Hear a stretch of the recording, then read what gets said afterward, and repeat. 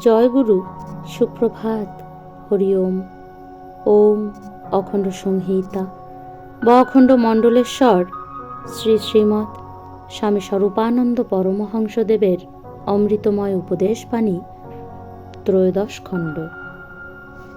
আঘাতের প্রতিঘাত।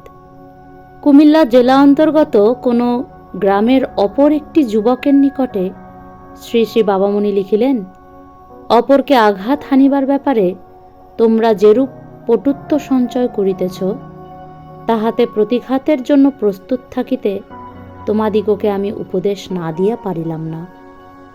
আমার ইচ্ছা ছিল মৌন অবলম্বনপূর্বক তোমাদের কাজ উদাসীন দৃষ্টিতে দেখিয়া যাই, কেননা কালক্রমে তোমরাই শত প্রণোদনায় তোমাদের এই বিদ্বেষ বিষদগার হইতে ক্ষান্ত হইবে।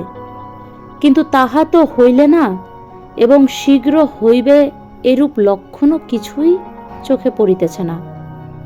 আমি তোমাদের ভবিষ্যৎ ভাবিয়া আতঙ্কিত হইয়াছি এবং এজন্য একান্ত অযাচিতভাবে উপদেশ বর্ষণ করিতে আসিয়াছি। তোমরা আজ যাহাদিগকে বিদ্বেষ করিতেছ, কাল তাহারা ফিরিয়া তোমাদিগকে বিদ্বেষ করিবে। তোমরা আজ যাহাদের অনিষ্ট চিন্তা করিতেছ, কাল তাহারা ফিরিয়া তোমাদের অনিষ্ট সাধনে চেষ্টান্বিত হইবে। এভাবে অশান্তির পর অশান্তি শুধু বাড়িয়াই চলিবে।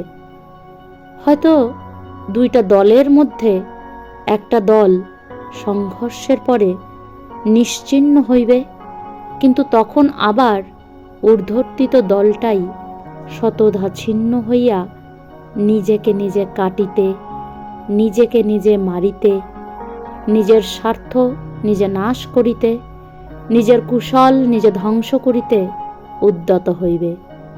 শত্রুরা তোমাদের মরিল, কিন্তু শত্রুতা তোমাদের অন্তরে জীবিত রহিল এবং পরে ইহা তোমাদিগকে আত্মখণ্ডনে, আত্মহননে, আত্মবিরোধনে নিয়োজিত করিবে। হরি ওম।